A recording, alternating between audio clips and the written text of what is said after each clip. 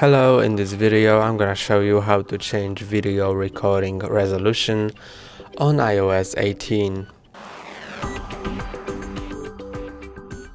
To change video recording resolution, go to Camera,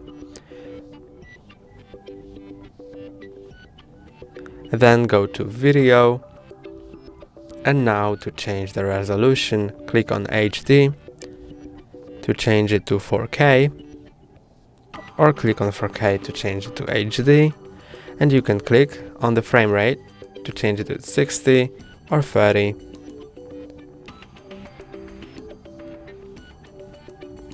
And then just record a video by pressing on the shutter button. That's all for today. Don't forget to like and subscribe. See you next time.